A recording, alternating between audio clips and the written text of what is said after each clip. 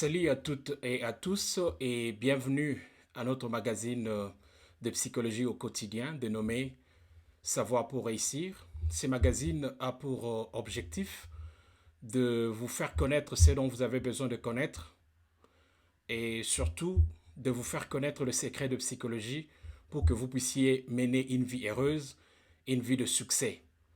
Mon nom est Narcisse Chibangu. Je suis psychologue et spécialiste des questions liées au leadership organisationnel. Je suis en même temps initiateur et responsable des US Smart Trainings, qui est pratiquement un cabinet conseil basé ici aux États-Unis et précisément à Denver. Dans cette vidéo d'aujourd'hui, nous allons vous parler de ce qu'il convient de savoir sur la différence entre les timides, l'introverti et l'extraverti, et en même temps vous faire connaître ce dont vous avez besoin de faire pour vivre avec quelqu'un qui est soit introverti ou extraverti sans pour autant l'embarrasser. Ainsi donc, si c'est pour la première fois que vous nous recevez chez vous, n'oubliez pas de vous abonner à notre chaîne YouTube, d'aimer et de partager nos vidéos et surtout de cliquer sur la clochette de notification pour que vous ne puissiez pas manquer aucune de nos émissions. Parlons d'abord de la différence qui existe entre l'introversion, l'extraversion en tant que tempérament. Et c'est là bien entendu en comparaison avec la timidité parce qu'il s'agit de la timidité aujourd'hui. La timidité est, comme vous pouvez le savoir, est un trait de caractère commun à de nombreuses personnes dans la vie aujourd'hui. Elle est pratiquement la réaction qu'une personne ressent face au regard de l'autre. Surtout quand on a peur de ne pas faire bonne impression. Surtout quand on a peur de donner une bonne image de soi-même. Elle est donc un état de crainte, un état de manque d'assurance ou un sentiment d'insécurité qui se manifeste surtout quand on est en présence des autres. Donc, un timide, c'est quelqu'un qui ressent une certaine peur lorsque il est en présence d'autrui. Un timide, c'est quelqu'un qui ressent un manque d'assurance lorsque il est en présence d'autrui. Et cette peur l'amène à se renfermer sur soi-même et à ne pas donner le meilleur de lui-même pour pouvoir s'affirmer ou s'afficher. Par contre, le terme introversion et extraversion, quant à eux, ces deux termes désignent des attitudes de gens face au monde ou à soi-même. Il y a un auteur, un psychanalyste du nom de Carl Gustav Jung, lui dit que c'est plutôt la source de leur énergie qui les distingue. L'un est tourné vers l'intérieur, c'est pratiquement l'introverti, et l'autre est tourné vers l'extérieur, c'est l'extraverti. Donc, les introvertis préfèrent tirer leur énergie de leur monde intérieur. Par contre, les extravertis préfèrent tirer leur énergie de leur monde extérieur, lors des activités en relation avec les autres, comme vous pouvez les constater. Alors, quelle est alors la différence qui existe réellement entre un timide, un introverti et un extraverti? Il convient de noter qu'une personne timide est souvent discrète et réservée. C'est pourquoi d'ailleurs, on le confond avec l'introverti. On pense qu'un introverti, c'est un timide. Parce que l'introverti est tourné vers l'intérieur, il s'ouvre difficilement au groupe et on pense qu'il est timide.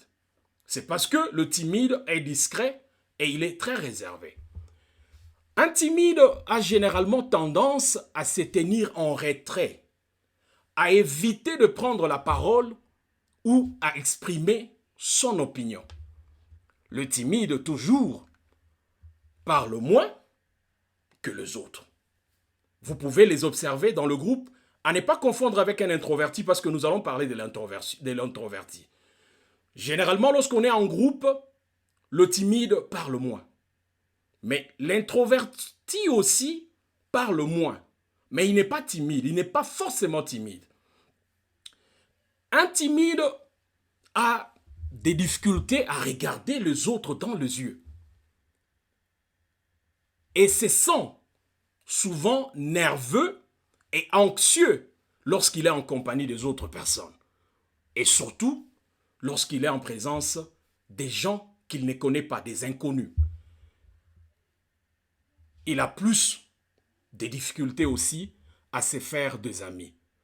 Toujours parlant du timide, c'est quelqu'un qui a une faible estime de soi-même. Ce qui l'amène parfois à entrer dans une situation ou dans des situations sociales avec l'impression qu'il ne parviendra jamais à agir de façon appropriée ou adéquate, ou il ne parviendra jamais à agir ou à répondre aux attentes des autres. En réalité, c'est la peur du ridicule et le regard des autres qui amène un timide à ne pas passer à l'action. C'est la peur du ridicule et le regard des autres qui l'empêche à ne pas s'afficher au premier plan lorsqu'il s'agit de se retrouver en situation de groupe, par exemple. Ça, c'est par rapport à un timide. Qu'en est-il d'une personne introvertie? Un introverti est une personne calme et réservé comme le timide, bien entendu. Mais la différence est que il est réservé, mais il n'est pas timide. Il peut parler en public. Mais c'est simplement quelqu'un qui a besoin de passer de temps seul. C'est une personne qui a besoin de moments de solitude et de calme pour réfléchir et se ressourcer. En effet, les personnes introverties préfèrent écouter plus que parler et sont plus observatrices. Et d'ailleurs, si vous observez autour de vous, vous verrez que quelqu'un peut être à côté de vous, mais il n'est pas timide, mais il est observateur. Il regarde, il rigole, il regarde les gens en train de parler, mais lorsqu'il prend la parole, il est pertinent. Celui-là, c'est pas un timide, mais c'est un introverti. C'est quelqu'un qui tire sa source d'énergie à l'intérieur, à partir de ses réflexions, de ses pensées. C'est quelqu'un qui, pratiquement, préfère réfléchir plus et parler moins. Et lorsqu'il s'agit de parler, il va parler de façon pertinente. Notez aussi que être introverti, ce n'est pas une maladie mentale ou un défaut. C'est un trait psychologique comme tout autre trait. D'ailleurs, c'est un tempérament.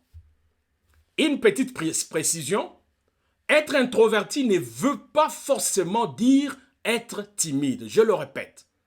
Parce que le timide peut être aussi extraverti, peuvent être aussi bien extraverti, je les note, qu'introverti.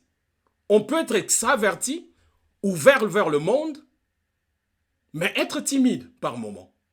Donc, c'est une précision que j'aimerais que vous puissiez noter. Il ne faut pas confondre la timidité, que voilà, lorsqu'on est extraverti, je parlerai de l'extraversion, qu'on ne peut pas être timide. On peut être introverti, timide, extraverti, timide.